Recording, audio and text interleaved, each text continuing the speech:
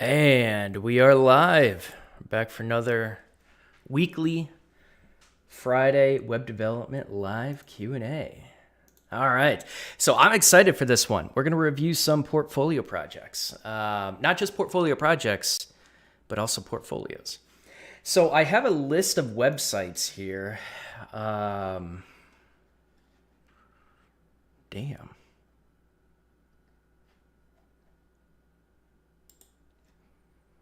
I need a haircut. Do you see this? Oh my God, I need a haircut. I'm going to schedule that after this. All right, but we're not going to think about that.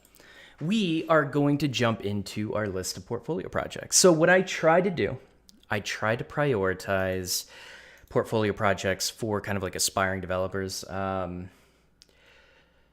think a designer submitted one, really didn't. I asked if she was trying to become a developer. She didn't respond, so we're just going to skip that one. But everyone else, they're all developers. I think we have 6 projects that are for aspiring developers. I think these people are trying to get positions. And then we have 2 that it looks like they're already developers, but we're going to go ahead and, if we get time, we'll go ahead and review them anyways. So as we review these projects, feel free to chime in, if you have opinions about it, type it in chat. But I think we're ready to get started. So, it'd be really cool. Next time I should do a Google form and just ask for permission to do like a vulnerability check. I think it'd be really cool to be able to do that.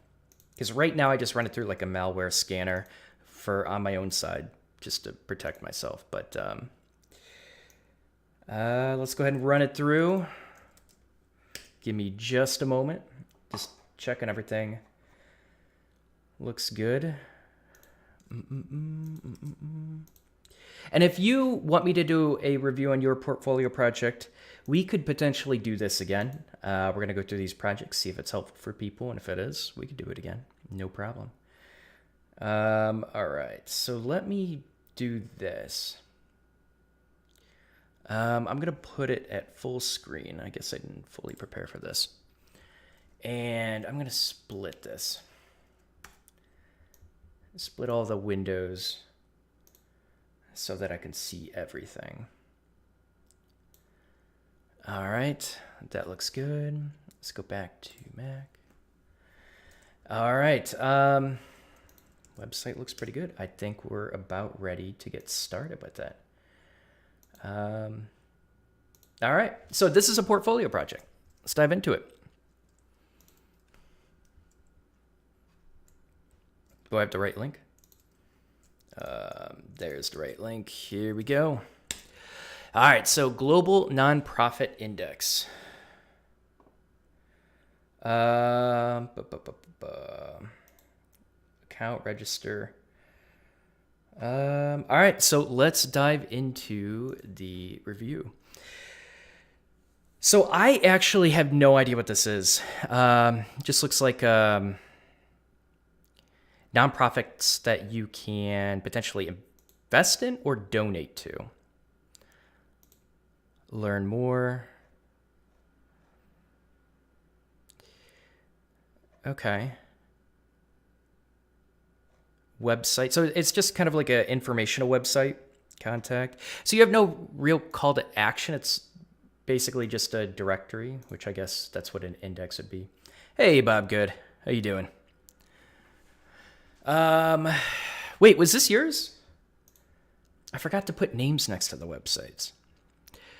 But yeah, if you are seeing if this is the review for the website that you submitted, feel free to chime in with context.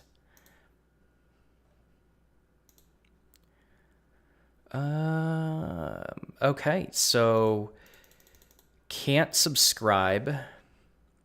It would be interesting. I mean, this feels like a directory. Do you want users to take action? Like, why in the world would I register? Why would I log in? Why is this relevant? I feel like I have no purpose to do so.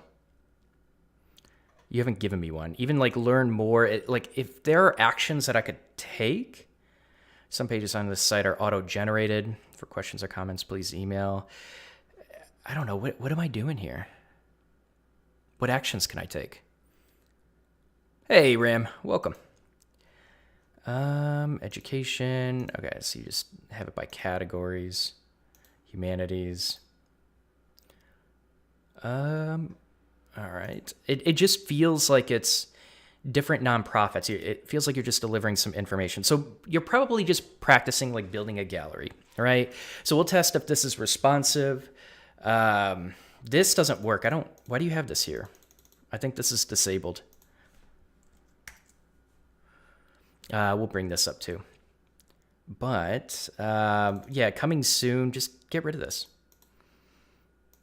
I mean, so with a mailing list, you can have people subscribe and still kind of mention a note like we're going to start issuing out like weekly emails or something like that.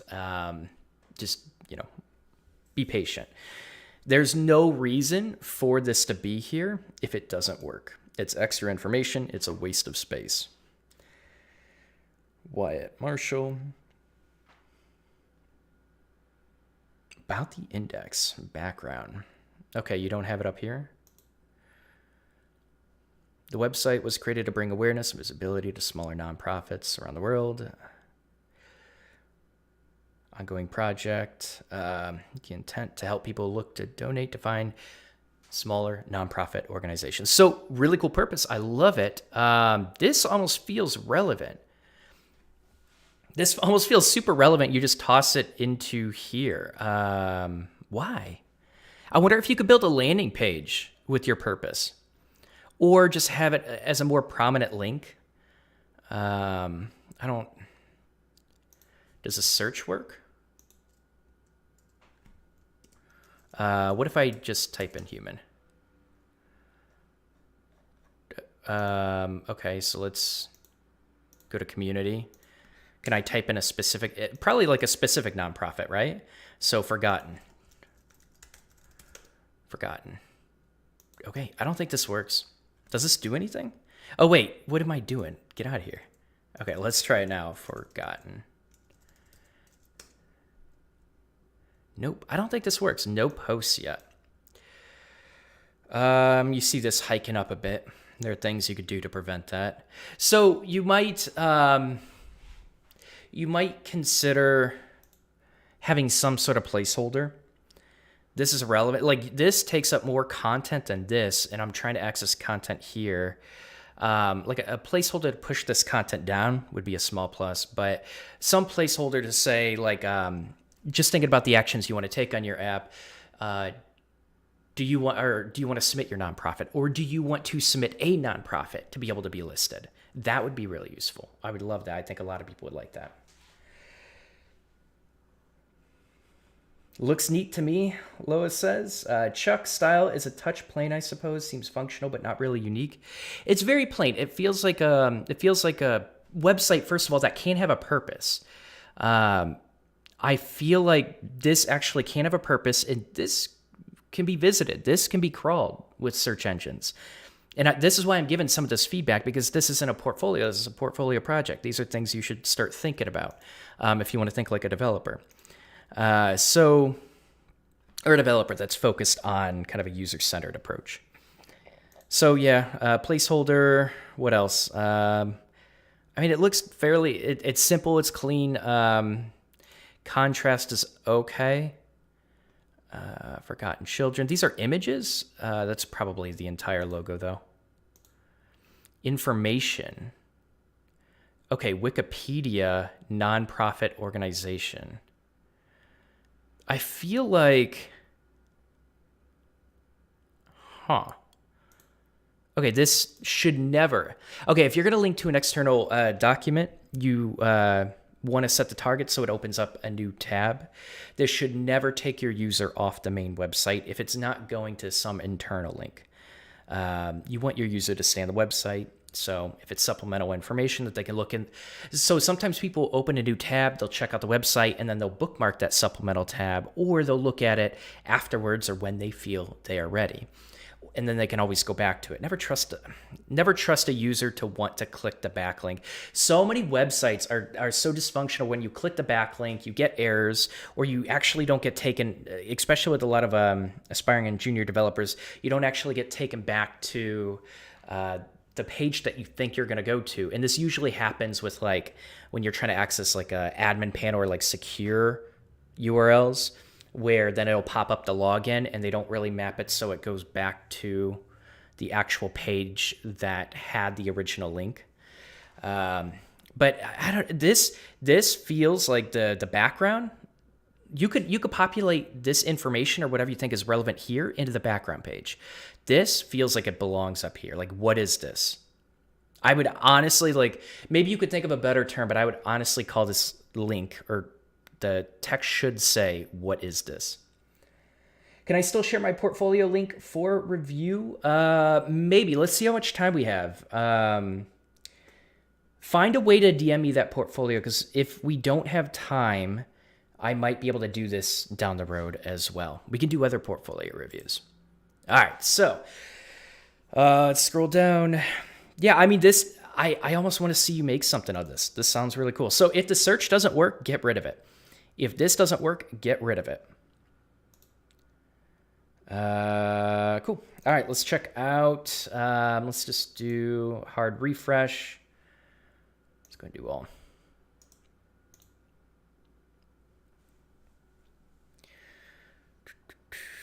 Oops. Let's do a hard refresh on this page. Clear this. All right. Let's open this up a little bit. What are these, cache? How are these so low? Maybe you did. Hold on. What is this? Image is 1 megabyte. That's ridiculous. Throw it through. There's a website called TinyPNG. Is this a PNG? Yeah, it's a PNG. Go to a website called TinyPNG and throw these logos in there. It'll condense it and minimize it. 1 megabyte is way too large for this size logo. That's way too large. You can condense it. A lot of people make this mistake if they don't condense their images. All right. Just want to do one more hard refresh. Okay. I actually forgot if I cleared it before. So CSS,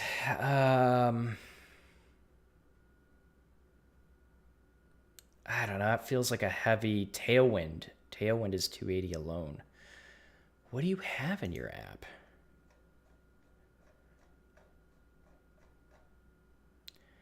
Type radio, container. Wow. And set. What is this? This feels like a grid sort of thing. Did you import another CSS library besides Tailwind? Or am I just seeing Tailwind? Is that what I'm seeing? Imported into this. I don't know. So just a couple recommendations. These aren't like super high, but a couple recommendations. You can condense your CSS file, and for production servers, usually you would throw your CSS file and just have it all condensed, and it all just becomes just a jumbled bunch of lines. But it could also minify the size a bit. And when you import other CSS libraries, always look for options of like the minimum version. So you definitely did that, and that's awesome. But just to anyone else out there, always look for minified versions. Almost always, especially with apps that aspiring developers are building, you do not need that whole bundle. You definitely don't. So just keep that in mind. And then throw your images in TinyPNG. And yeah, nothing like super alarming here. So let's go ahead and take a look at mobile. Just the bones right now, it seems. Yeah, that's what it seems like. I mean, I guess if I were to be picky, okay, I guess I should, right? I want to give my full effort for this. So all the logos are about the same size. So the text Ooh, so usually you don't want text kind of like, you don't want to bump the reader's vision down a line just to be able to read the same type of text. So if you can, try to get the logos about the same size. And what I'm okay, so I guess, yeah, some of these logos are just going to be very different. It can be tricky trying to make them all look good and flow nicely into the content below it. But yeah, align these. And sometimes that even just means just aligning the text. The logo might be smaller or larger because it's not a big deal. But it's the alignment of the text that can throw people off. I would seriously think about the action you want users to take and start moving forward with that. Whether you create a landing page for it, you do a great job of informing the user why they should even care about this. Because this is a good purpose. People would love this. But it is, I mean, it's gray against gray. So it's hard to, I don't know, everything just looks very jumbled.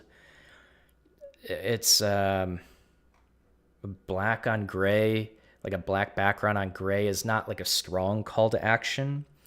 It would be cool to have like multiple call to actions, like donate or something like that. It takes you to the actual donate page. Or maybe you could, I mean, this is super advanced, but like setting up, I'm not even going to recommend it.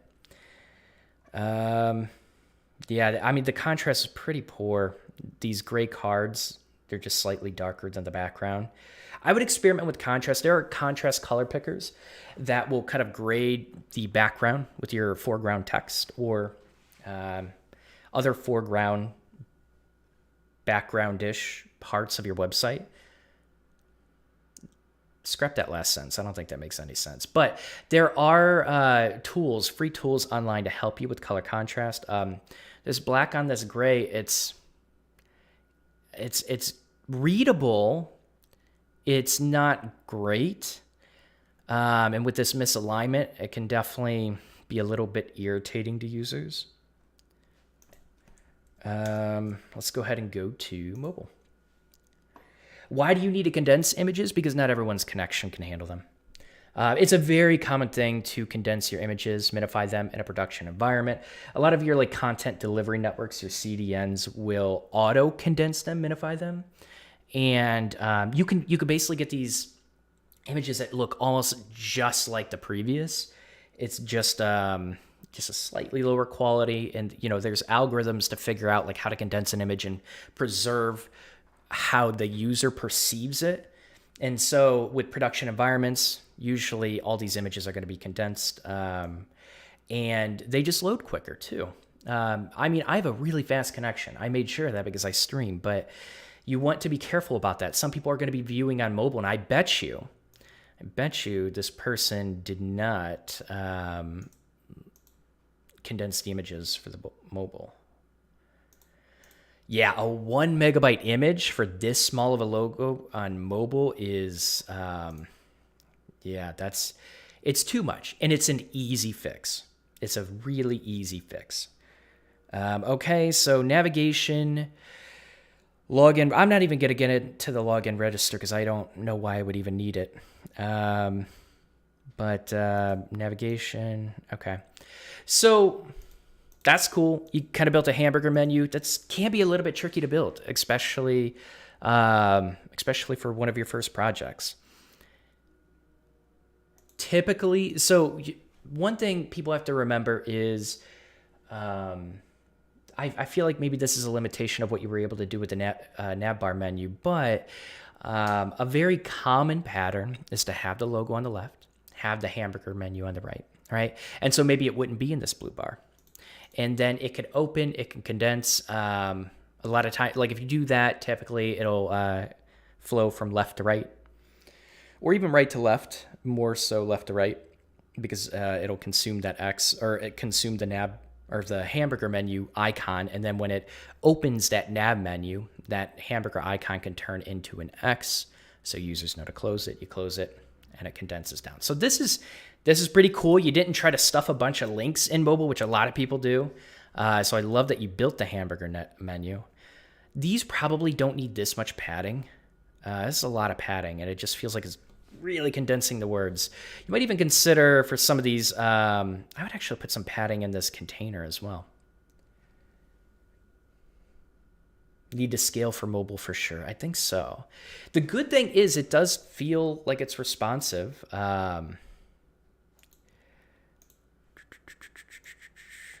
Which is pretty cool. Responsiveness is tricky, just too much padding. And yeah, so you might even consider, do I need these containers? Should they look like they do on mobile? There are pretty creative ways of separating sections in a portfolio that you might kind of look into. I don't know. I feel like I'm starting to be a little bit too nitpicky, but you do have next and previous. So keep in mind on mobile, these buttons are going to be very hard to press. Let's go ahead and go back to iPhone X. All right, so these buttons are really tiny. I don't know if anyone has fat-fingered a mobile phone before and clicked the wrong link. It happens a lot to a lot of people. These links are really tiny. Make them, at least does it go? Okay, so I would actually make this area clickable, right? If you want to increase the size that someone can use to actually click this link, make this area clickable around the next, and I'll let you figure out how to do that. It's not too hard, but it's a good lesson to learn. Footer looks pretty clean. It does. We'll look at the register. I'm not going to log in, but what else? Website, I'm assuming this doesn't go to a new tab. It takes the user from this current page to the next. That's an external link. Some pages are auto-generated. Yeah, okay. I mean, I think we explored everything. That's my feedback with it. I love that you cared about responsiveness. I love that you have a search feature. I want to see this implemented. This is irrelevant until you get this mailing list working. Like, this is a really cool website, and I think it would be very valuable for people. This is awesome. So keep pushing forward with this. This just feels a little unfinished. But I actually did want to look at the register. Okay. Pretty clean. Cool. Any other feedback before we jump on to the next? I liked it, though. I like the purpose. I like websites with a purpose. I got to remember to drink my my green tea. I always forget. It gets really, really cold by the end of the stream. All right. Let's jump into the next one. Thank you for submitting it. I appreciate that. And I guess I should preface this. I feel like I'm someone that's very critical for portfolio websites and portfolio projects. So if you hear a bunch of feedback coming from me, it does not mean you didn't do a good job. It just means that I want you to consider this stuff for upgrades to your website, and I think it'll make you more hireable, more marketable as a developer. The fact that you even have a website, you'd be surprised at the number of people that apply to developer positions without like any portfolio or a project to show. Oh, I remember this website. Okay. Let's look through it.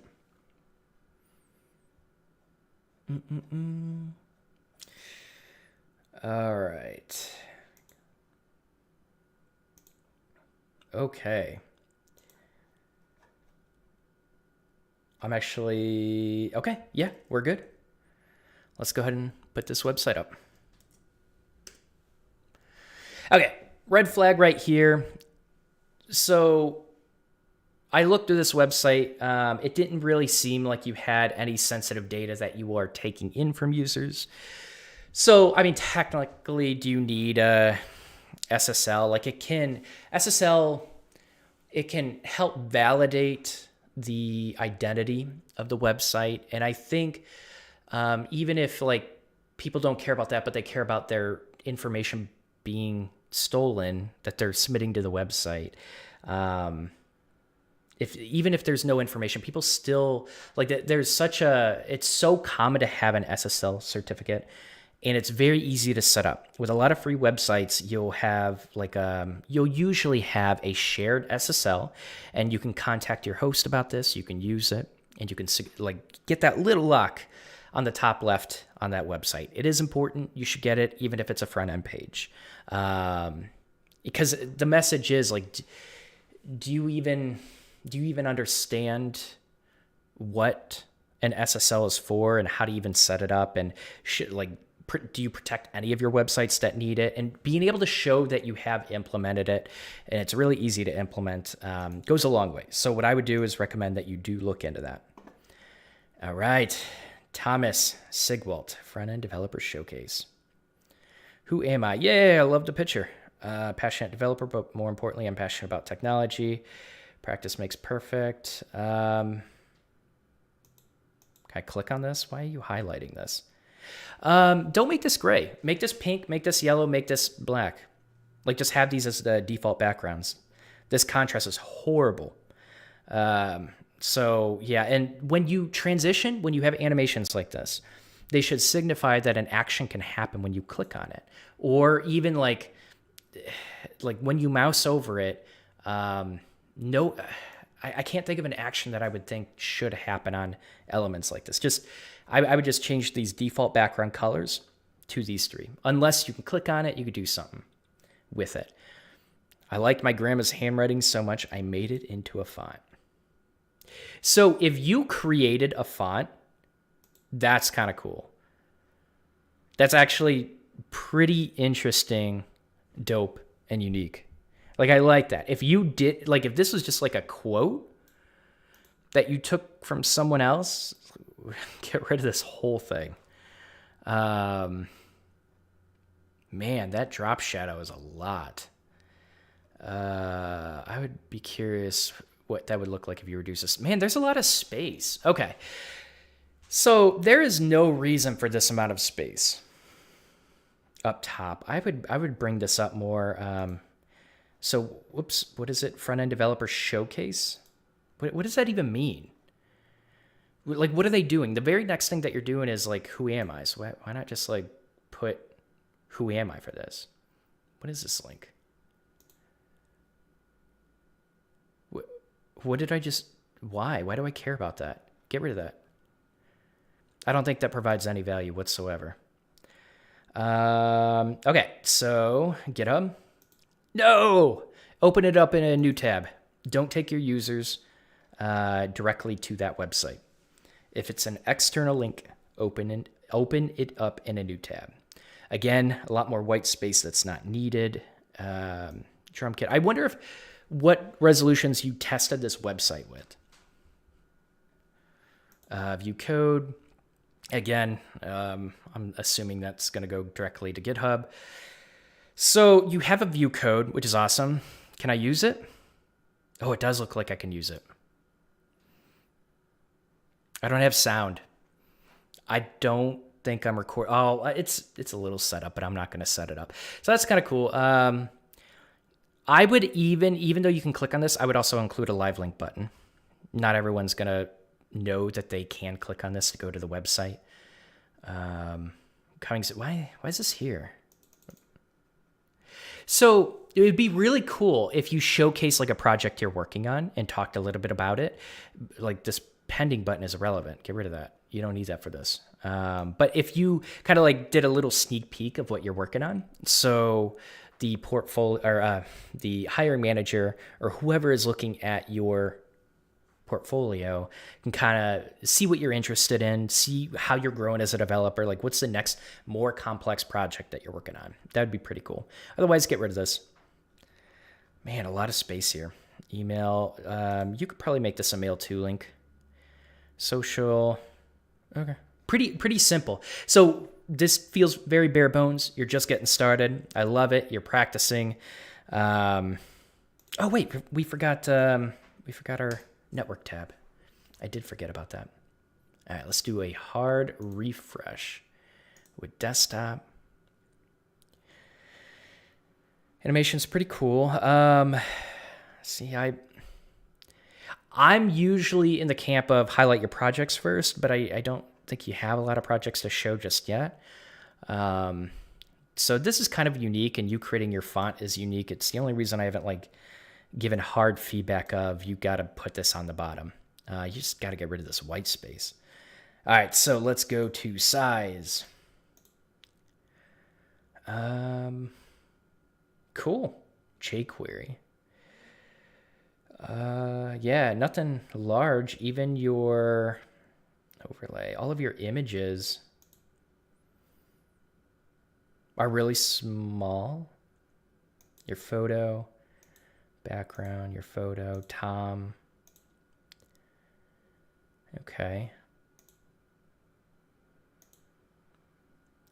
Yeah, all of it's pretty, I guess you probably could minify this. This is a pretty small pincher. It seems like you cropped yourself out. Yeah, you can minify this. This could be way less than 570 kilobytes. That's what I would do. All right, let's take a look on mobile. Let's do a hard refresh. Oh, there we go. Okay, wow, that's a small menu button. Increase the size of that, decrease the distance here. So you have no button. What? Okay. Why didn't you include the button for mobile to take you down? Who am I? Way too much space here. I mean, what I would even do is a little bit more padding on the bottom and reduce padding on the top. Practice makes progress, and change the back. I don't know. I wonder if I would. I gotta be careful. I don't want to give you any extra feedback to change this.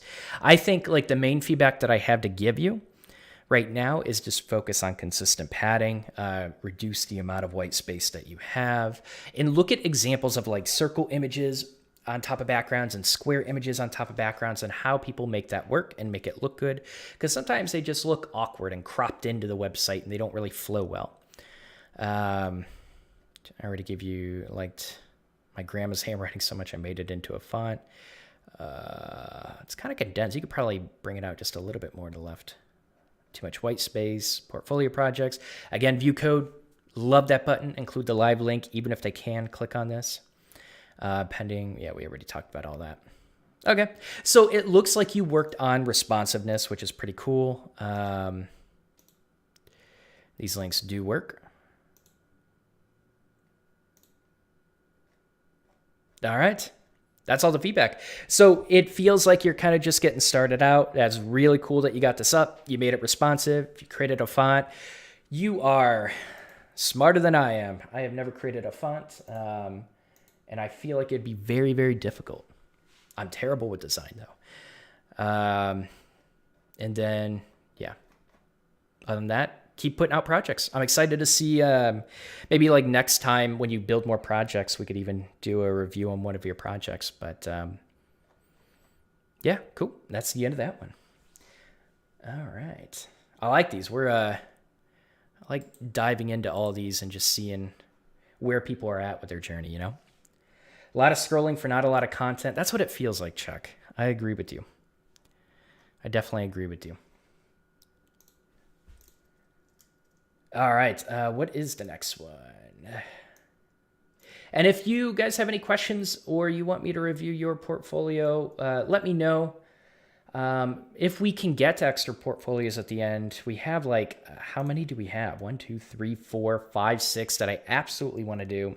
And then 2 additional ones where they're not really aspiring developers. So we'll get to them if we get to them, because I want to prioritize aspiring developers. All right, let's go back. Make sure the content is relevant. I agree. Okay, everything looks good with that.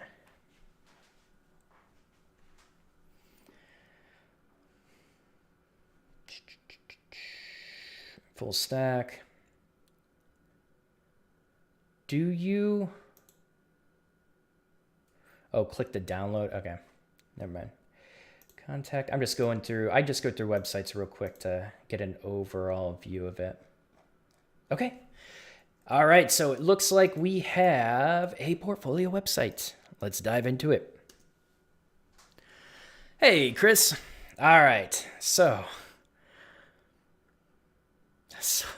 I'm sorry. That's so cliche to have like a computer in the background. Is this relevant?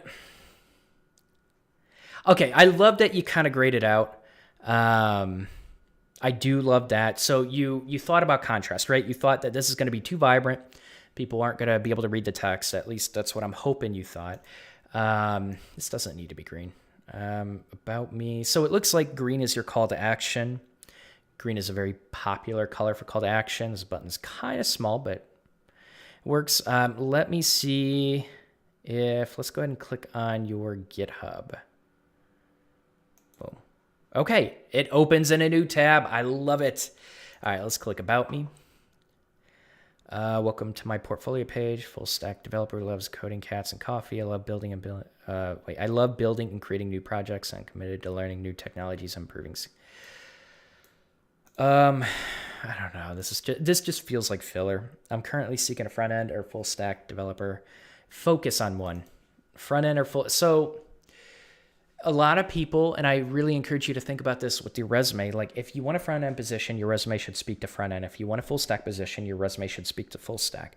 It just sounds like you're open to anything, which doesn't really tell the hiring manager what you really enjoy. So what you could say is, I absolutely love this about front end, but I also love bringing an application to life and gaining users and making it purposeful by building out the back end and making it a full stack application that's actually useful to people. Don't copy and paste that. I'm just kind of winging it, but talking about and showing what you love to do and what you're curious about, what you want to learn, that's going to tell people, the hiring manager in the long run, are you going to be interested 6 months down the road, a year down the road? Are we working on projects? Are you going to be in a nothing but a front end focused role? To me, this just seems like, I'm open to anything, but what are you actually interested in? NPM, Git, and other development tools. I'm currently residing in Spokane. Never heard of that. My wife and our cat. A lot of cats. I am open to local or remote work, as well as opportunities in the following cities: Portland, Oregon, Denver. Okay. Skills. Didn't you just list your skills? You already listed them. Why you get rid of this? A lot of this just feels like filler. Okay, so you're open to opportunities. That's pretty good. Currently residing with my wife and our cat. I don't know. This could be. There are a few hiring managers that might feel this is adorable, but it also, there are hiring managers that I can see where it's like, this kind of feels irrelevant. I don't care about this. I want to know what you actually enjoy, what you're looking for, what you're good at. So this quirky kind of stuff that you include, usually just one-liners are pretty good, and it'll kind of expose your personality a bit. But you got to be careful about how much your entire About Me is going to take. Because a lot of this, when an employer it doesn't even overqualify, they don't, in my opinion, a lot of them don't care about this, right? They want to see your projects first. So I wonder what would happen because you have a lot of projects. You could bring those projects up to the top. I wonder if the About Me is less relevant right now and is going to become more relevant when when they've seen your projects and see what you could do. Skills. Man, that's really hugging the left there. Everything's just so jumbled. Got to let this content breathe a little bit.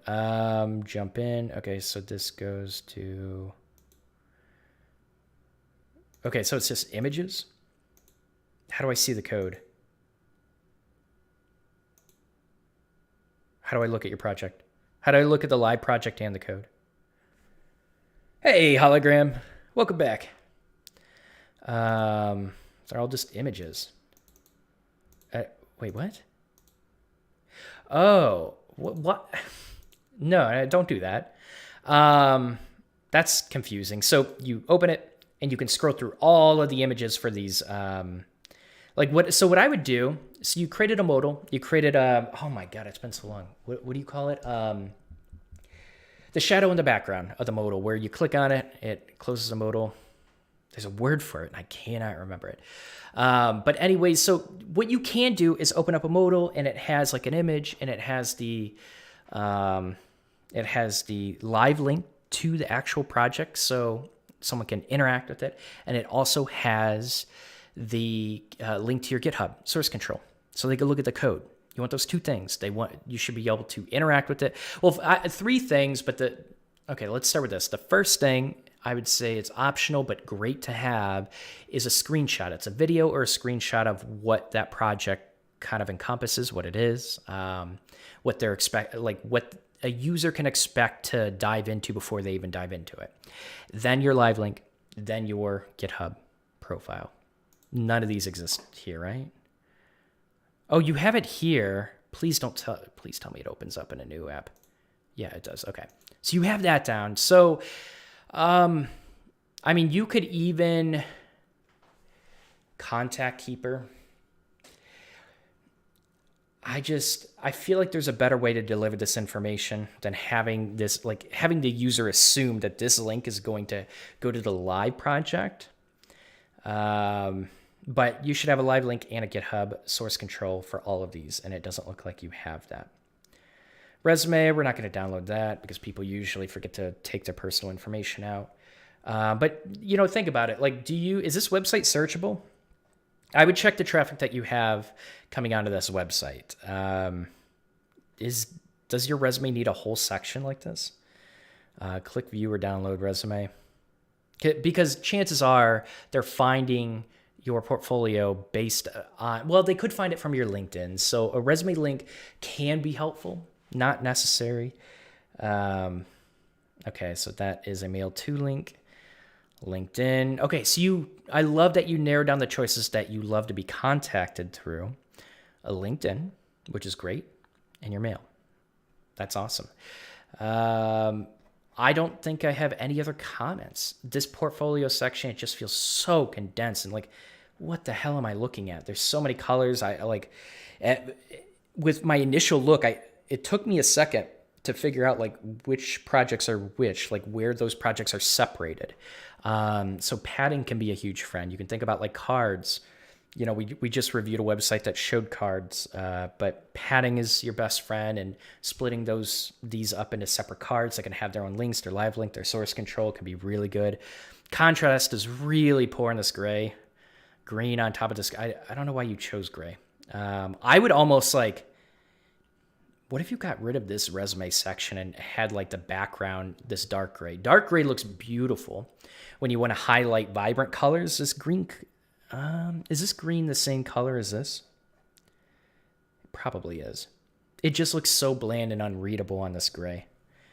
It might look better on this dark gray, and you might even choose to lighten this up. But the green, so if you do choose to have a separate live link or source control, obviously this probably isn't going to be green anymore. It might be white. I would be curious how it would look on this dark gray. And it looks like your image, you have some alignment issues. That little white line, I don't know what that is. Maybe that's part of the website, but I doubt it.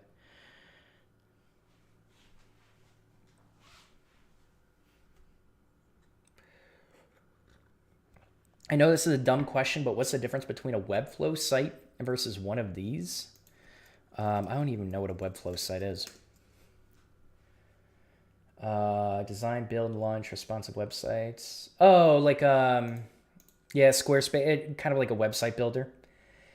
Feels like those kind of websites are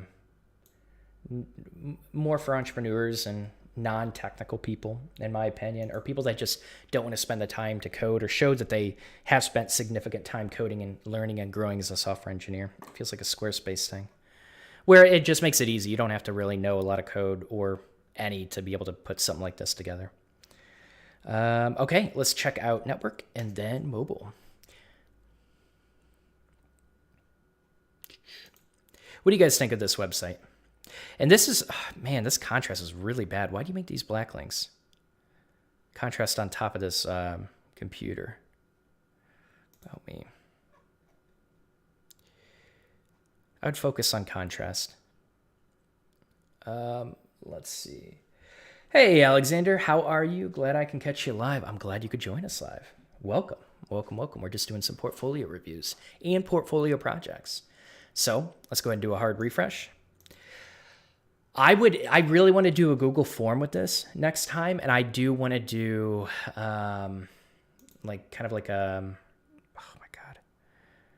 not intrusion detection, but just like detect vulnerabilities in the website. I have a website I use for my own websites, and I love using it. It's fantastic. and it really can show you vulnerabilities you haven't considered. Oh, I'm doing really well, by the way. I don't think I answered your question. So what? Get bigger. Memory cache.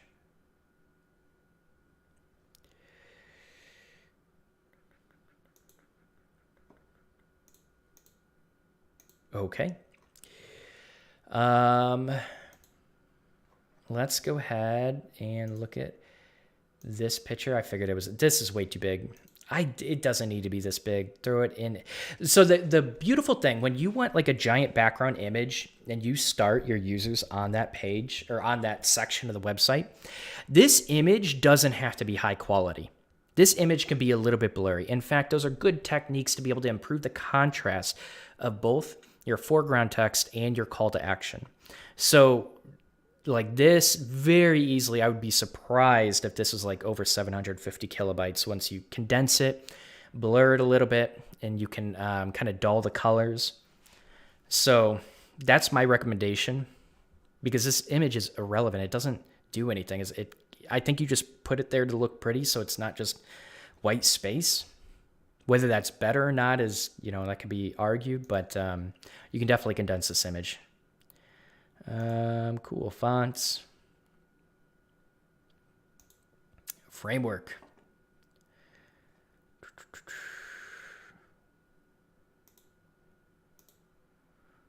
Let's see. Okay, nothing super alarming here. App, data, JSON page. Man, that total size, it's so big. 2.4 megabyte transferred. So you basically have 0.5 megabytes that people are downloading, 500 kilobytes for a really simple front-end website. I mean, you do have these images though, but you did condense those, right? Uh-oh, I broke it. Let's do image. Yeah, these probably can. I wonder if you can get these down. I don't know if you minified these or not. The project section is really confusing, but overall looks really good. Just needs some polish. I agree with that. I agree. Yeah, this is just jumbo. This is the one thing you want to keep in mind as an aspiring developer, your portfolio or your project section is going to be your most important piece of your portfolio. It's the most interesting. It tells the most about you, and people think other things do. But yeah, work on just the readability of this. And we talked about contrast, spacing, even separating these into cards might help, stuff like that.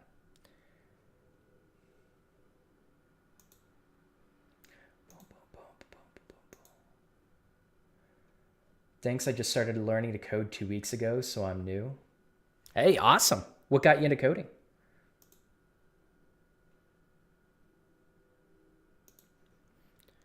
Let's check mobile.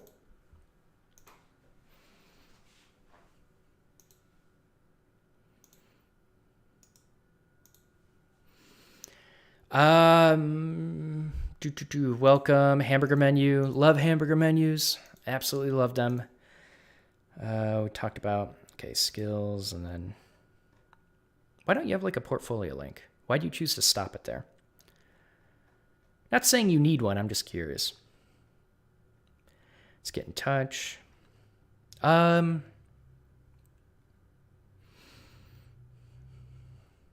Yeah, I would say this like bare bones for a portfolio. Your portfolio is going to be your most uninteresting part about you as a developer. So really just want to focus on things like contrast. Definitely like content is king here. Know what hiring managers are looking for. Spell it out to them in a sequential manner that makes sense. And have ability to contact you. All of that's really good. Where can I send you the link to my portfolio? Would love your feedback. You could submit it in chat. Anyone that does submit their... Well, hold on. Let me... I'll tell you at the end. In fact, I'll include a link. You know what I'm going to do? I'm going to include a link in the comment section. It's going to be a Google form. So I just want to make sure I get permission, have it all logged. So let me create a Google form for this. And I'll also have a box that I want to check where we can look for vulnerabilities and use a tool to be able to do that. So I don't think we're going to have time for this stream, but you could submit it for the next time we do this. And if people want to keep seeing these, we could do these. No problem. All right. That's pretty much it for me. Let's go on to the next website.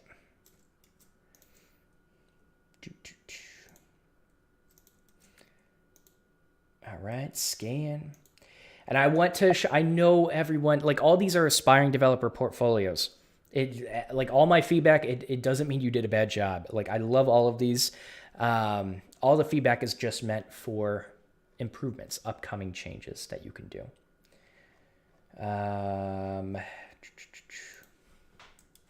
But we can be a little bit more judgmental towards the developers that are already developers, because we do have 2 links if we get time for that.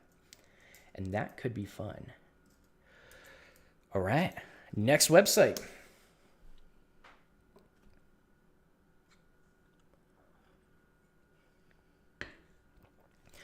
I'm Andreas George de la Rosa, developer and designer. Okay, a random mountain, a random person that says hello, a bunch of dots. My skills, is this supposed to be populated? This content is not available. Design and develop responsive web app. Designed and develop responsive web application. Is this like I think I'm having trouble grasping what this is. Programming languages, having programming knowledge in C++. And wouldn't this... Okay, so this... Oh, gotcha. These are skills. Okay. So the fact that like I was having so much trouble, it's because this text is almost the same size as this. You didn't really distinguish that these were your skills, these entire sections. You could do that through cards. You could do that through alignment of your text. You can do that through, and if you make it very clear that this is a subheader, this is a header, you can do that through all this. There's a lot of white space, but no white space at the bottom. Increase that padding. Get in touch with me. It's a mail to link. Does your LinkedIn. Okay. So open your LinkedIn up in a new tab. That's my site. I'm a CS student. Yes, it was a GIF. Okay. Oh, that's okay. So this is your site. Gotcha. Do employers ever run portfolio websites and its projects through Lighthouse or PageSpeed Insights? Sometimes, yes. I mean, you could pretty much do that through Chrome tools and get a lot of information that employers would care about. But yeah, I would expect them to. So a lot of space. Okay, so it's very tricky. You're a developer and designer. Very rarely are you going to work as a developer and designer. Usually you're going to work as a designer with some dev savvy skills, and you might do some basic coding. Or a developer that cares about UX. Like a front-end developer that cares about UX and potentially can contribute to the design team. Or if it's a really small team, you do the designs as well. So it's a lot more rare in my opinion. But I just, it's like what makes you unique? It looks like what's relevant about this mountain? Did you design it? Is there a story behind it? What's relevant about this person? Is it you? Put a picture of you if you want to do that. These dots, I have no idea what this is. My skills, we already talked about this section. But so here's the thing. This feels empty because you have no portfolio projects. You have nothing to show. So as a designer, and I want, if any designers watch this and you want to correct me, I am not a professional designer. Feel free to correct me. But as a designer, you want to tell the story. How did you come up with the design? What were the user's needs? Like, what were the business needs? Tell that journey and show like you going from that concept or that idea or that problem that your business had to an actual solution. and sharing that journey as like a case study is really popular, from at least from what I've seen among designers. And so like this could be relevant. This could be one of your first designs, or it could be like you love building game art, or, you know, like right now this isn't irrelevant and I want to see a story about you. What is your story? There's nothing about that. I knew nothing about you. You've told me nothing about you on this entire website. And so I would focus on that and focus on the content you want to create to tell that story. That's probably like the main piece of feedback that I can give you. Now, if you are, it kind of looks like you're just putting things on a page and trying to space them out a little bit, and you're getting a little bit more comfortable with coding, and that's fine. But if you want to make this a portfolio that employers are going to find tons of value in, find interesting, want to know more about you, those are the things that I would focus on. So you have, it feels like you kind of have a basic structure down. You need a portfolio section, of course, but focus on that. Think about what your story is. That's what's going to sell you. Give me harsh feedback. I need to improve. No, happy to do it. Happy to do it.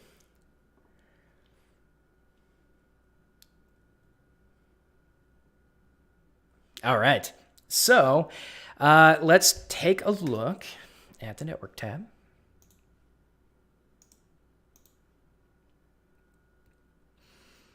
I feel like we saw some websites that were taking a little while to load, and I didn't really call that out. This website's fine, but Jiffy, this content is not, I don't even know why that's there. Okay, let's look at mobile. That is way too much padding. Spread this out a little bit. I can't even read this text. So on mobile, I'm a big fan of, some people say 14 pixels is big enough. I disagree. I think 16 to 18 pixels is where you want to aim for mobile text so that it's readable. This isn't readable. This kind of just looks like you have just this one giant image in your website. You just condensed it down to this tiny little thing, so your mobile experience is irrelevant. You can't even use it. It's not usable. I love the font. This font is really cool. I mean, it got me excited initially, but yeah, I think this doesn't need to be so condensed. Focus on responsiveness. Focus on the text sizes at different resolutions or browser sizes. Include a portfolio section and all the rest of the feedback. This feels like a start to your portfolio, and it feels like you could build on it, which is really cool. I love seeing designers build portfolios. I love seeing designers build their websites, or people that are design savvy. You can get very, I don't want to encourage you to get creative, but you can make this very, a lot of developers have trouble telling a story with their websites. Like when you want to attract an audience, when you want to attract users, the best thing that you can do is tell your story.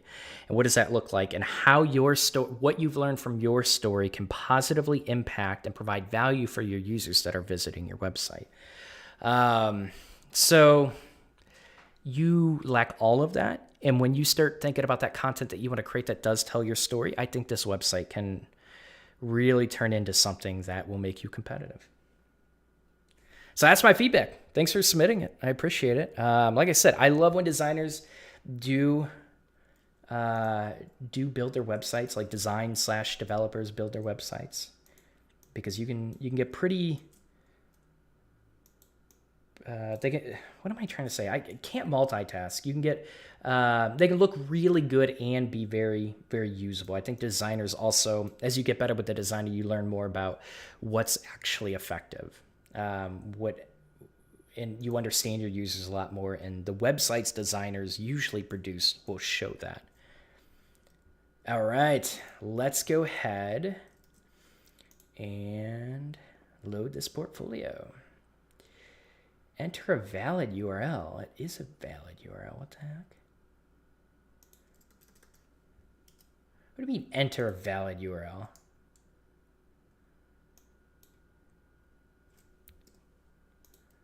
Oh, didn't like the HTTPS. Okay. Wait, did I copy the wrong link? Hold on.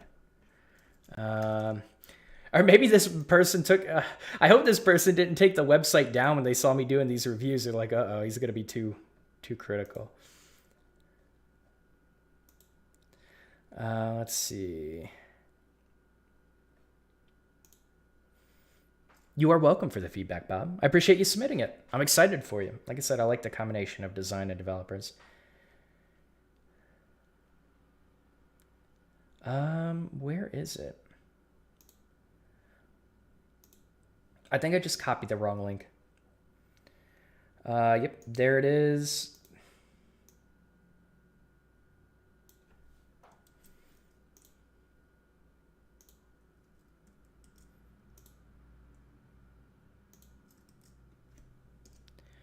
Oh, okay. I just typed it in wrong. I'm dumb. All right. We have our next website. Welcome, Joel. Welcome, welcome. All right. Let's go ahead. And I think this looks good. Projects about, contact is. All right, cool. Let's do it. Would you guys rather have music in the background? I feel like I always do my live streams. I don't have music ever, but I play music in the background so I can hear it and you guys can't, and I love it. And I feel like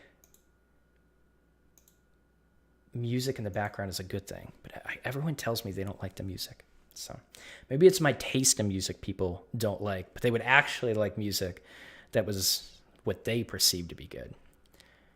All right. Cool.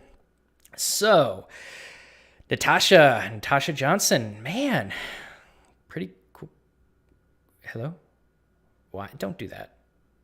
I think you're experimenting, but like, this is irrelevant. Why are you doing that? You know, it'd be interesting when you can have like little Easter eggs, you mouse over, it disappears and then like shows something like really, really unique about you that you think a hiring manager, it would catch their attention. That would be cool.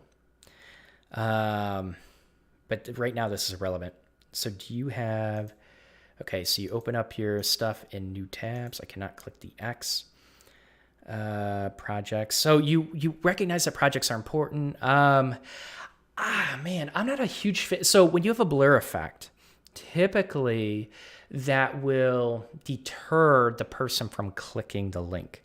I've always seen a blur, like that's not usually why you want to use a blur. And this is my personal opinion and just from, projects that I built, but the animation does not match the action that you want them to take. That's what it feels like. This feels like it deters me and you don't want me to click it. It's like it's hiding, right? It's like that button is hiding. You moused over it and it's shy, it's hiding. Don't click me. It's like, I just don't think that's the animation you want.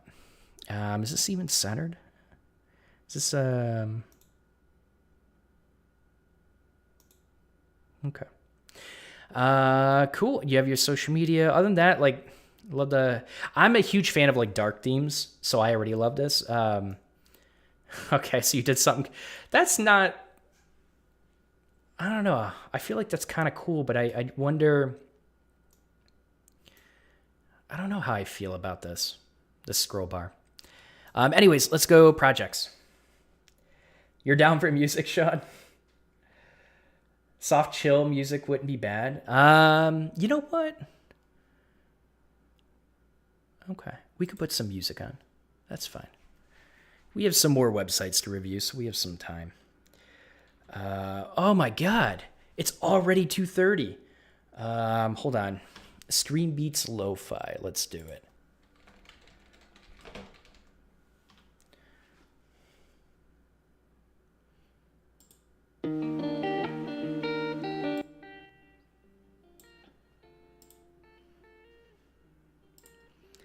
Turn it up just a bit.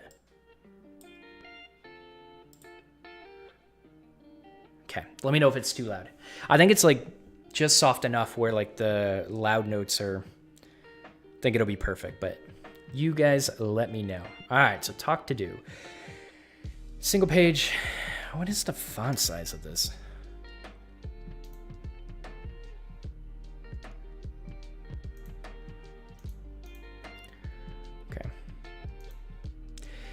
Talk to Do is a single page CRUD application that allows a user to add, edit, delete, and save notes without having to type. by simply pressing the microphone button. The user can operate its functionality by utilizing the web speech API. For added convenience, the notes are saved to local storage.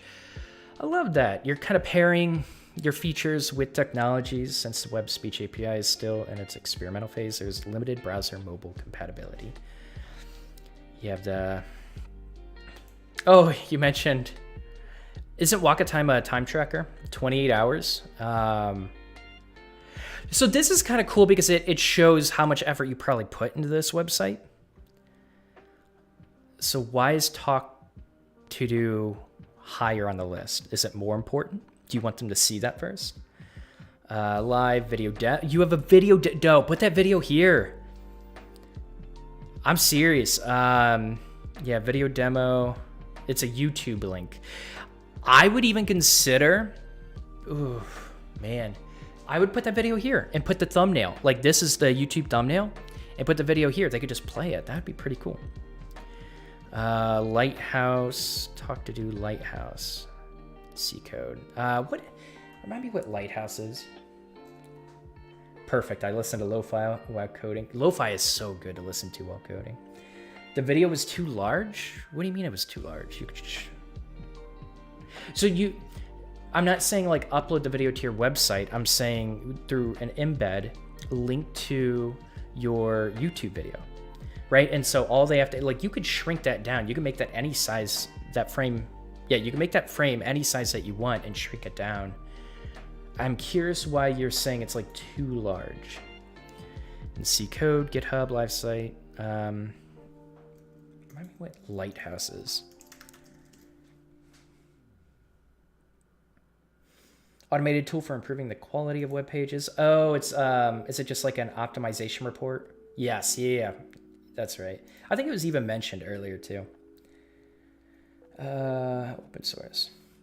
And the reason I'm saying that, Artsy, is because video is so powerful. Video is really powerful.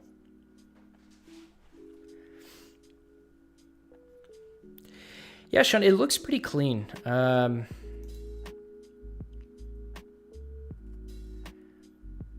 About me, bio. So projects first, then your bio. I love that. I think that's much more relevant. Self-taught front end. You focus on front end. SaaS. Through the Odin project and your education behind it. Okay, that's cool.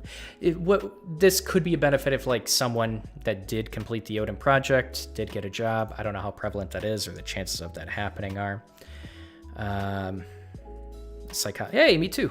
Psychology degrees from Old Dominion, not Old Dominion, Purdue. I've always had a passion for helping others and now desire to use technology to provide solutions. So I could probably see that with Visions of Hope, Psychological Services, LLC. Oh, it's because it's in progress. Gotcha. And you still have a live site to it. That's kind of cool. You have a video demo, even though it's in progress. Doesn't work? Get rid of this. These buttons shouldn't be up if they don't work. C code. Okay, so that works. Does this even go to it? Okay. Yeah, get rid of this button if it doesn't work.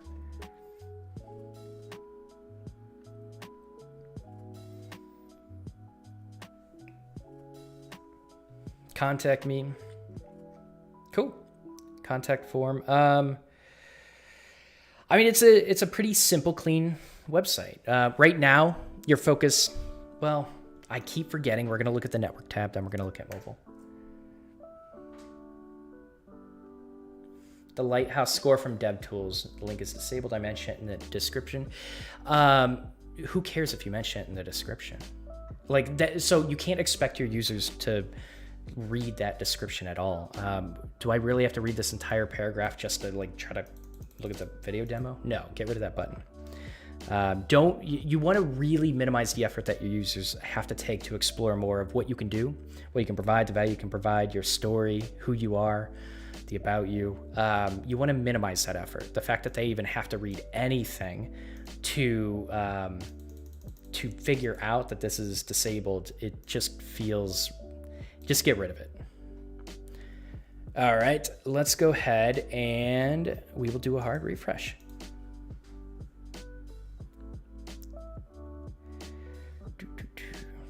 desktop. Okay. Oh, these are images. Got it. Let's go ahead and look at all. Size 358. How big is this? Oh, that's a pretty big image. Why is it so big? Why? Shrink it. 980. There's no way this needs to be that big. That's like your entire screen. Shrink that image. Let's see. Let's take a look at mobile. I think. Do I want to look at anything else? CSS files really small.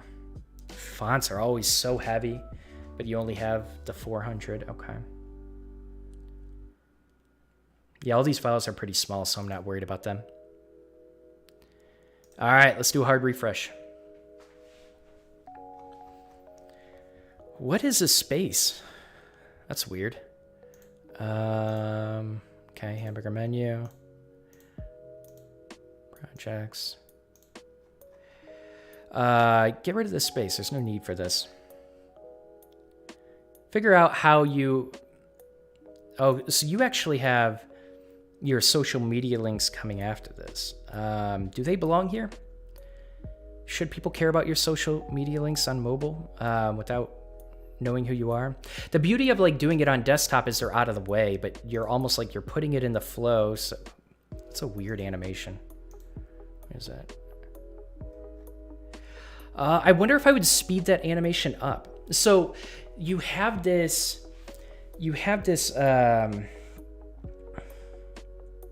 I literally just blinked. Okay, so you have this thing where when people visit a website, especially a lot of aspiring developers, you'll notice that their website, the text will like jumble and like kind of move until it finally fits together. And the most frustrating thing you could do is it's like 2-3 seconds into loading the website and the text is still moving or something's being bumped up. You see that with like websites that just toss on so many different advertisements, a lot of blogs and different websites that just like are really trying to milk you for all your money. And it creates, almost everyone has experienced that, and it creates a really bad memory of that. And so this mobile animation kind of feels like that. You do a refresh. How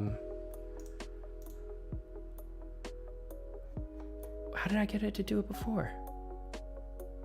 Anyways, you know the animation I was talking about where it kind of like shrunk and it all like increased size. I would speed that up to alleviate that frustration that a lot of people have felt with other websites where that text does jumble together. And so one thing as a developer, you have to be very aware of other websites that have like ruined your users for you, that have created bad experiences, bad memories, and will also create bad emotions when they finally come to your website and you do something to replicate that experience when it wasn't a good experience. So that animation, I feel like I would try to speed that up, see if it worked, otherwise get rid of it. It doesn't feel like an animation that matters, is relevant, or provides any sort of value whatsoever. And this is where like a lot of aspiring developers try to be a little bit too creative when it's not relevant and it doesn't provide value. And I think it hurts you more often than it helps you.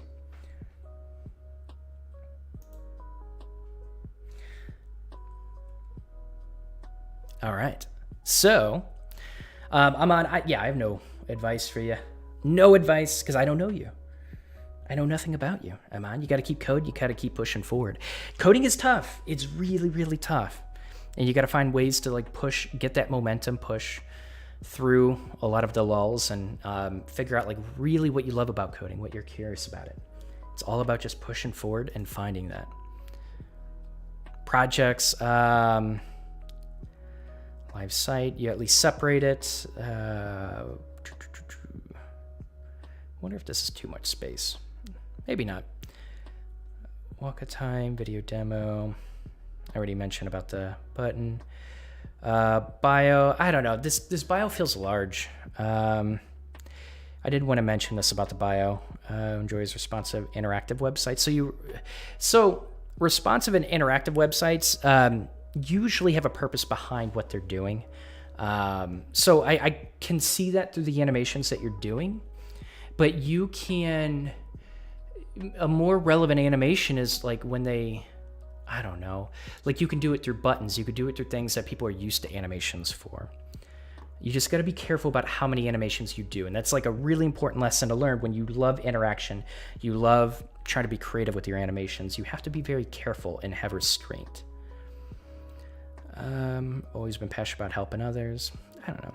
I feel like a lot of this is kind of relevant, and you put it after your portfolio, so it's not just filler. You have the text along with the skills, and you have the contact. I'm assuming this works. We're not going to test it, but yeah. Other than that, overall, it looks pretty clean. I think the main thing for you is just continue building projects. Get this project done. It looks like you put a lot of time into it. That's kind of an interesting aspect that you're showing. You're putting that many hours into it. I think people might be excited to see what you come up with. I don't know if it's me, but the spacing feels kind of off, like it's not consistent. For desktop or mobile?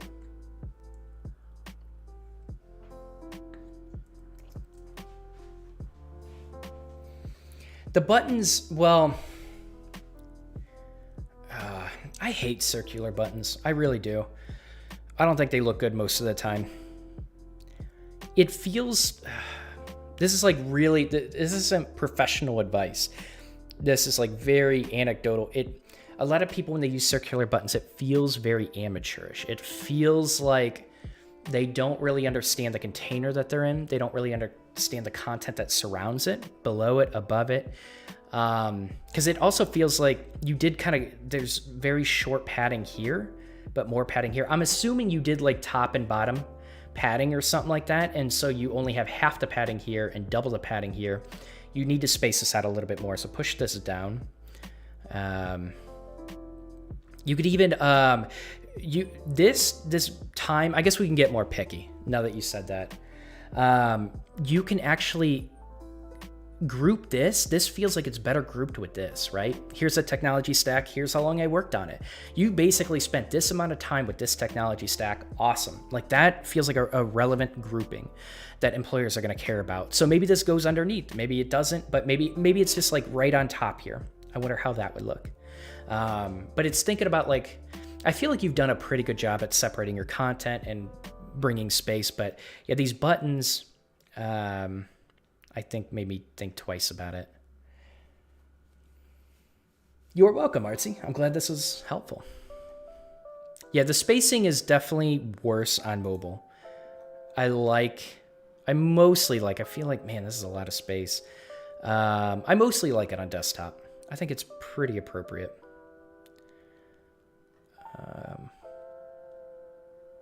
Yeah.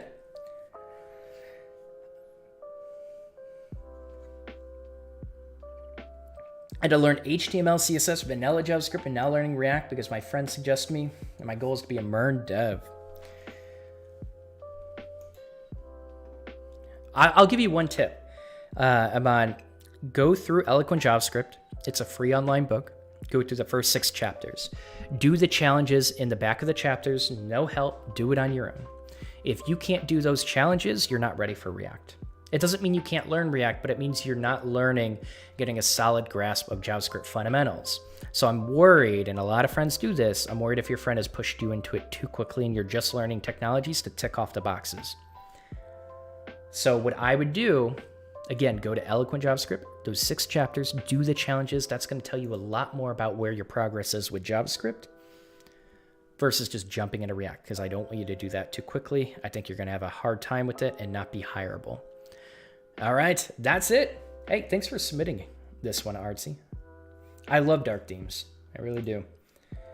A lot of my websites I build have dark themes. All right. Man, it's already like an hour and 20 minutes. Just with 6 websites. I really think we spent the appropriate amount of time on each website, but unfortunately, I won't be able to get to the other 2 portfolio websites. So let me go ahead. This is going to be our last one. And if you want to submit your website for a portfolio or a portfolio project review, I'm going to create a Google form, and I'm going to leave it I'm going to leave it in a pinned comment below the video. Give me about a day to set that up, but I'm going to leave it in a pinned comment below the video. Submit your project. I'll have some information for you to fill out. And then when I get enough submissions, we'll do another one. We'll just keep doing them. You're welcome, Aman. All right.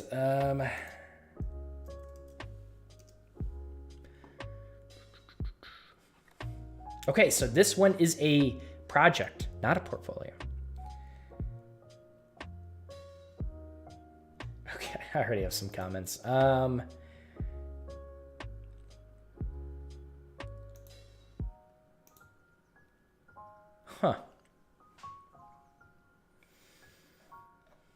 I think we'll sign up for this one.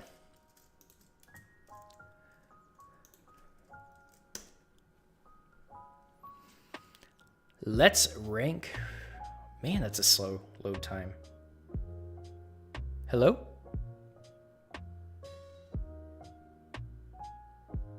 Okay. Just a sanity check.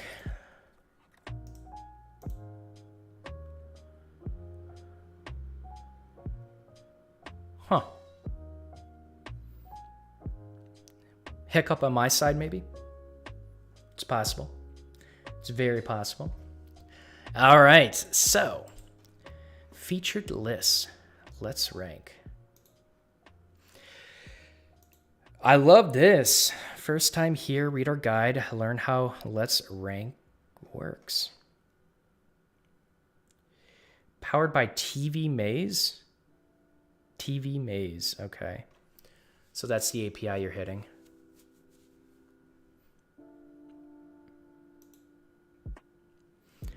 Let's Rank allows you to create ranked list of TV shows and get recommendations based on other people's lists that match your picks. Oh, you have a matching?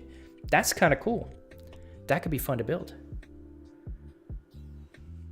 Let's Rank is ideal if you're looking for a more personal recommendation instead of just browsing through a list of the most popular shows. I like it. I think all of us can use something like that. How? Create an empty list, give it a name, short description, add some TV genres based on your preferences. If you have a flow that literally just takes people to components that do this one step at a time, like bonus points to you. That is huge. Search for your favorite TV show, add that TV show to the list, rank your shows on the list. Once you have between 5 to 10 shows on your list, hit the Get Recommendations option. Sort a list of recommended lists from other users will show. Explore the list, find that new show to watch. Cool. All right. There's no back button. I would include a back button. This isn't a back button, by the way. Featured list. Details. Can you tell the name of the book? Eloquent JavaScript. It's online. There is a paid version. You do not need to buy the paid version. Just look for the online free version. Top 10 Netflix by Alexander. By Mosley416. Okay, so you have these grayed out. It'd be cool if you had a tooltip. Like they mouse out, like, why is this grayed out? Tooltip says, hey, sign up. Because I'm assuming that's why it's grayed out, right? If you just disable a button, I think you're expecting the user to understand that they need to sign up first. And they probably didn't even click this like I did. I did just because I wanted to get more context around this website. So you're assuming people have context that they need to sign up to click this, which I'm hoping it actually works when we're logged in. How's this work?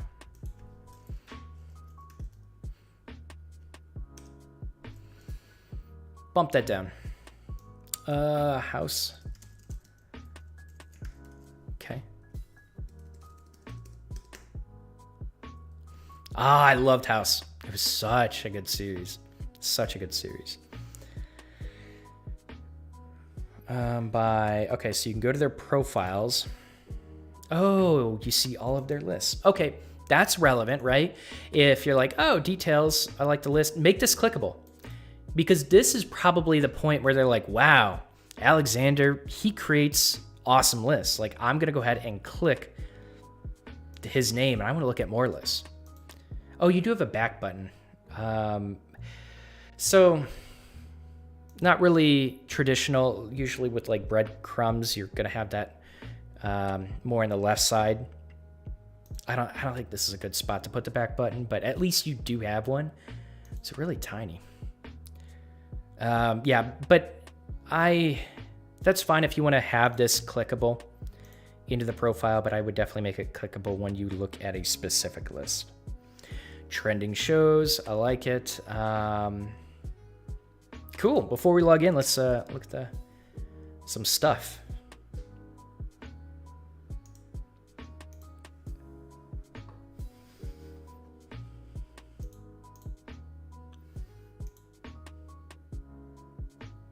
Oh, your JavaScript. What was that? 800? Is that what I saw? Man, that's I wonder what it's doing. I wonder what you compiled into it. Feels slightly large. I don't know. I don't know how you implemented this app. Bootstrap. Images are pretty small. That's awesome.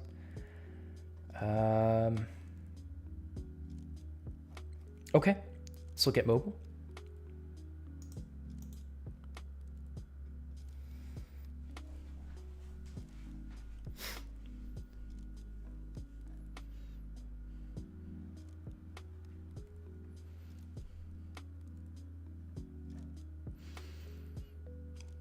Why is this question mark on the left? Oh, it's the icon. Why is it further away than this home icon is? What? Space this text out a little bit. These links feel a little bit more relevant where these feel less relevant. Condense these together. This text should probably be closer to this.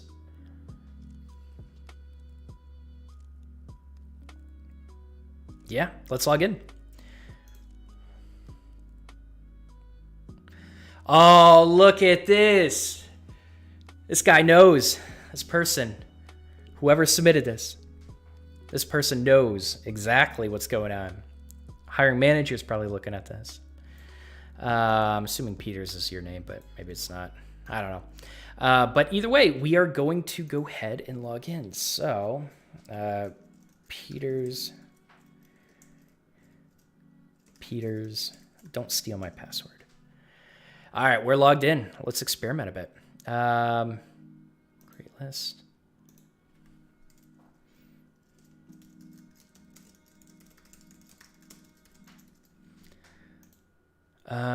Cool. List is empty. Let's just test, make sure everything works. Success. My list. Oh, and then you show. Why do I have a Supreme Binge? Why do I have this here? Get recommendations, Supreme Binge. Why is this my list? I don't know. That's confusing. Basically, I deleted a list. Oh, because that's your list. Oh, okay. Well, I'm not going to delete your list. Save rank. That's kind of cool. If there's really an algorithm that detects like and tries to figure out similar videos based on your list being similar to someone else's, and it recommends you that, it's kind of cool. Create list.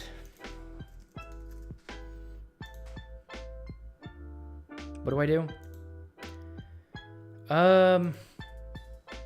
If I want to create a list, what are the steps? Why wouldn't I have videos here to select from? I guess I can search. So if I search for a house and I go into details, why can't I add this here? I already know I like it. I don't need to click details. Why can't I add it? Status ended. Okay, so I have to create the list first. So you can have a create list here, but what it should do is navigate for you to start looking at, even if it like goes back to the home, you get a little notification, okay, start like adding titles to your list. That would be pretty cool. If you didn't add a list, what would be a really cool thing is to have a create list option here. This almost looks like you can add a list. Why is this icon here? I don't know. I get that it's like add to list, but does it? It almost feels like create. Well, I don't know. I would have a crate here. That functionality I think could be really important. Test, add a list. Cool. What I would do, I wonder if it would be a useful feature to like how big can your list be? If it can be like 10, then like on the 10th, then you'll go show the list. Do you want your user to look at your list after you add a title each time? Because you could just go to my list. I don't know. I feel like if I'm adding a list, it's like, oh, I already know like 5 to 7 movies I want to add to this list. So, yeah, I kind of just want to keep adding them. Why am I directed to the list where I then have to go to home and do it all over again?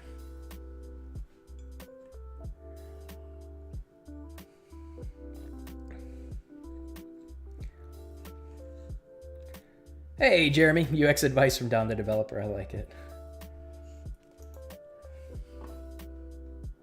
I feel like this is kind of a cool app.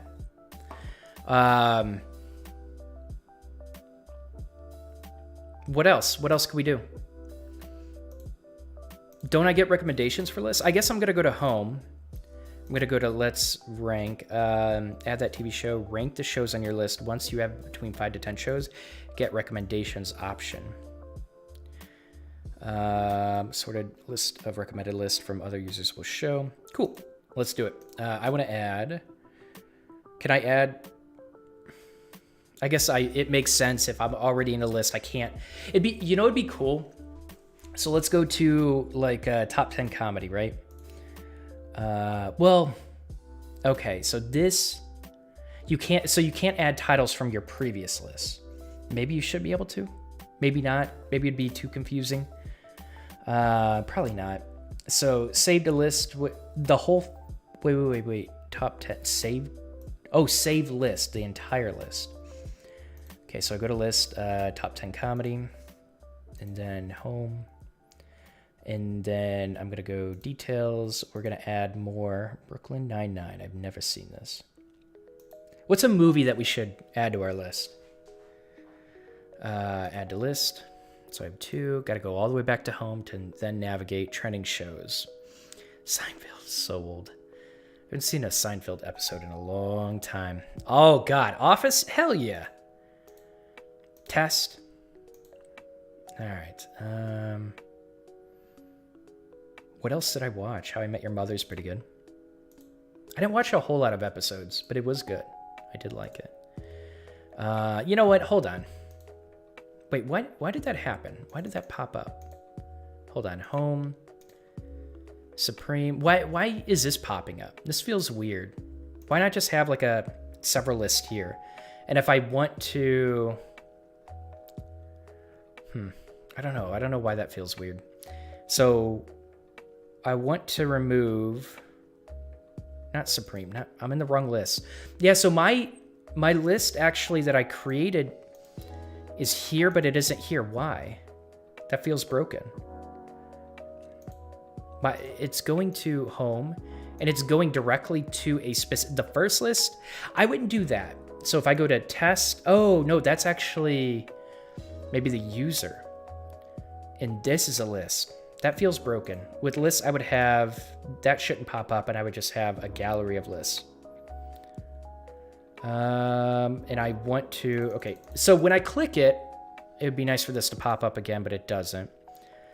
It feels like inconsistent behavior. I want to get rid of Brooklyn Nine. I just never seen it. What else? Friends. I used to watch Friends religiously.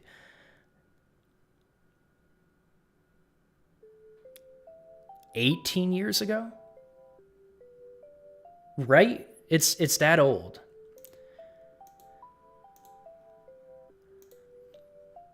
Oh, Breaking Bad. What just happened? What? Oh, what to watch? Oh, that feels weird. This is a list, and I click this, and it goes to a specific movie. I would expect this to take me to a list.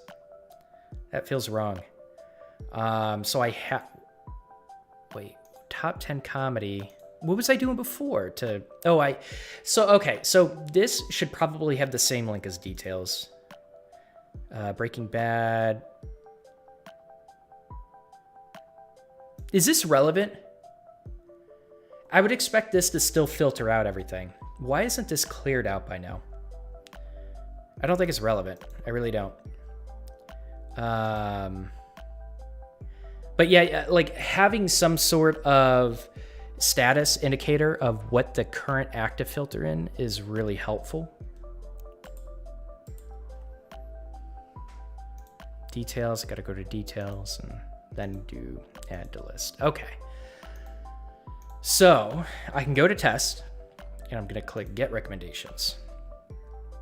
That's kind of cool. That is kind of cool. I like that. Oh, and you have the rating for the match. That is cool.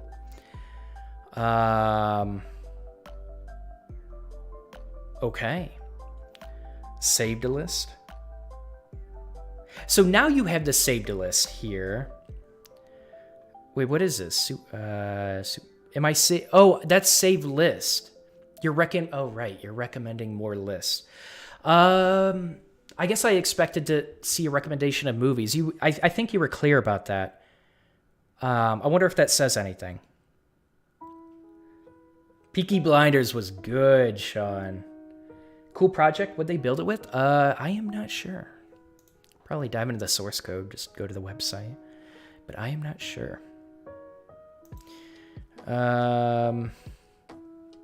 Cool. All right, so save list.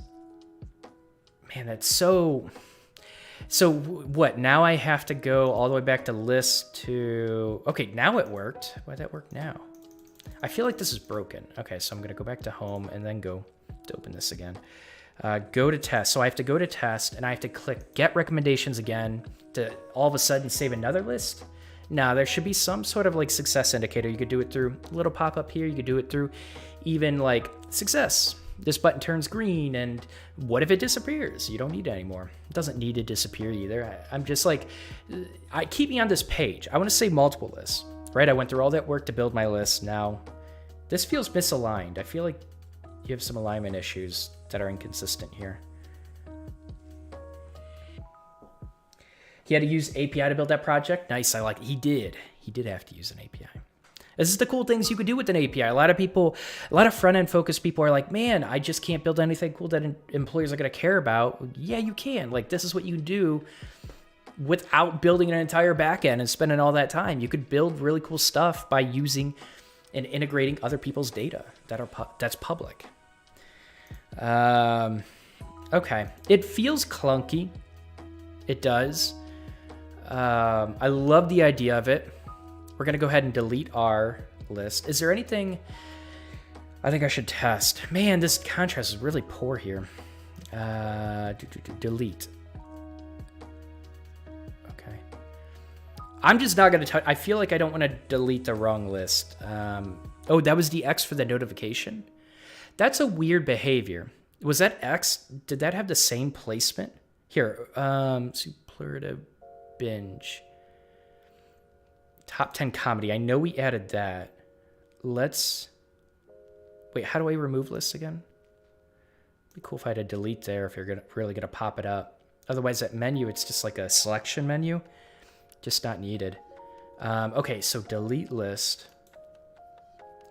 And then I exit out of that. Yeah. That feels weird to like feel like I've closed out of it. Now, wait, that X popped up again? Whoops. I closed the list accidentally.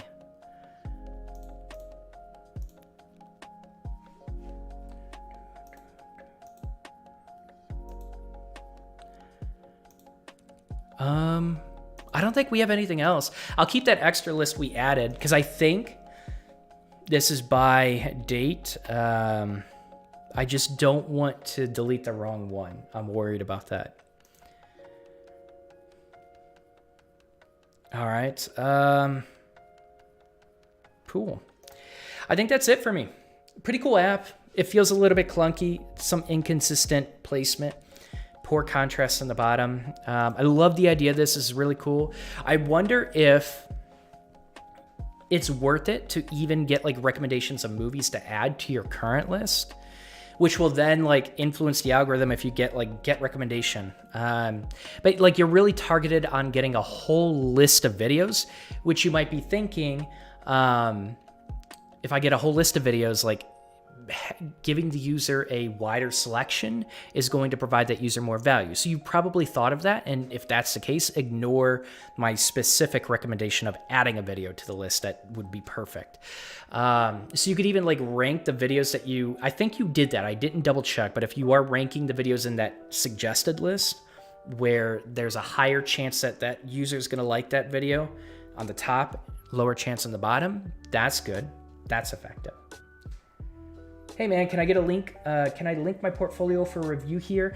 Algren, I am going to look out with this video, look out in the next day, and I'm going to create a Google form and allow people to submit their links. So it will be a pinned comment on this video. I don't know, I might announce it again later, but once I get enough suggestions, I'll probably do another live stream with it, and then we'll dive into it. Looks pretty decent, but feels bootstrappy. Nothing wrong with Bootstrap. Algren, welcome. So I guess it depends on the focus, right? Everything's wrong with you choosing to use Bootstrap when you are focused on front-end development. And like if this is your only project, so it depends on the goals. Like, are they trying to get more comfortable with CSS? I would argue most positions want you to be comfortable with CSS, custom CSS. And as long as you show that at least with other projects, that's great. Now,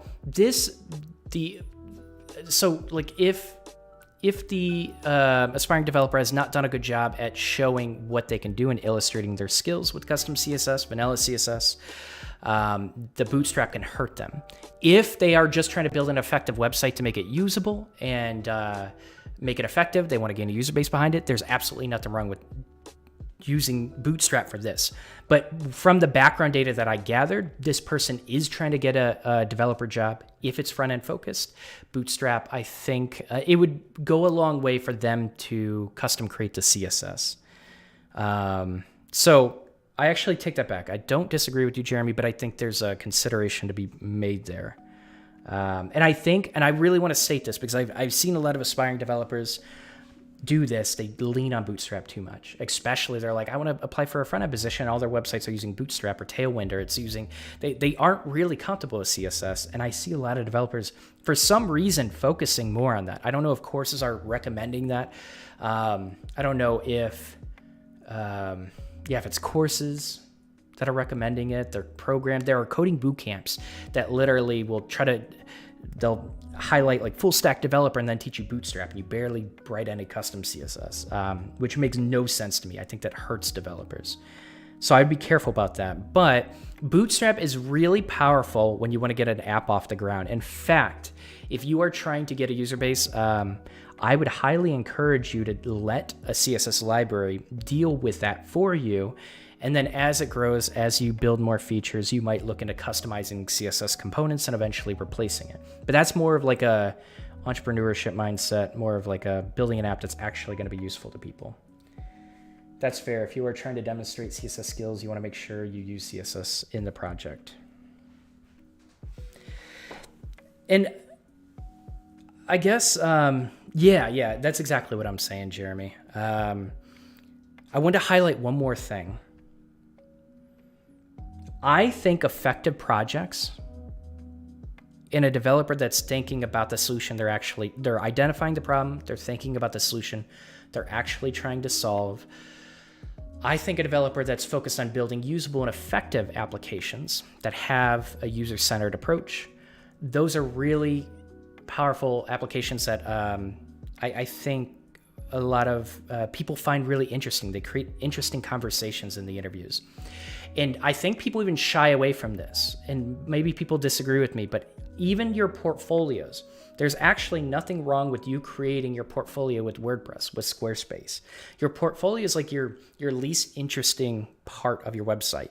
So if you're going to use Bootstrap, I would personally use it on the portfolio. You might have a few managers that like look at it and they're like, oh, they only know Bootstrap, because I've talked to many hiring managers that barely look through these things, and they'll just skim through them really quickly, make sure they have a README, and then look at the code. They don't really care about like what it looks like, how effective it is. So it all depends on who's looking at it, but yeah, there are options. Like people always ask, should I be using Bootstrap? Should I be using Squarespace? Should I be using WordPress? When should I avoid it? I think those are the considerations that you want to think about. Yeah, I think that's all I have to say about that. But I like this website. I think it was pretty cleanly laid out. I guess, did we even look? I think we looked at mobile. We didn't look at mobile, did we? Seinfeld, beep, details. No back. Oh, the back button is down here. Okay. Feels out of place. It really does. I don't know. No red flags pop up with mobile. We're not going to look through the whole thing, but it feels pretty responsive. But yeah, I like this. I hope this person turns this into something. The fact that this person, I wonder, I did want to log out, and then this create list. It would be really cool. So a really common pattern you can see is like you can display features that the user can do even if they don't have access to it yet. They click create list, and then it's like, oh, you want to create a list? Okay, cool. Register an account and we'll get you started. And that's like a purpose-driven, not approach, but like it's a purpose-driven action that like now you stand more of a chance of that user actually signing up for your product because they've decided to perform an action that they want to perform. And now it makes sense to go through this tedious login or this tedious sign up here, right? So I would consider that. I would definitely consider that with create list. Build awesome, 5 out of 5. It looks pretty good. I like it. I do. I like it a lot. All right. Hey, that is it. Man, my mic is peaking. Stefan, welcome. So sorry. I probably have been shouting in my mic. It's just peaking so loudly. But if you like this, let me know. Let me know in the comments below. We can do more of these. Like I said, give me one day. I'm going to create a Google form, and it'll ask you for some information. And if you want your portfolio reviewed or your portfolio project, it'll ask for some details, and we'll go ahead and do another one of these once I get enough submissions. So hope you guys found this valuable. I used to do these all the time. Like I grew my Twitch stream to like 75 average viewers just doing portfolio reviews. It was so much fun. I love these. But yeah, good luck with all of your projects. Thanks for everyone that was bold enough to submit their project. Thanks for joining me, and happy coding, everyone.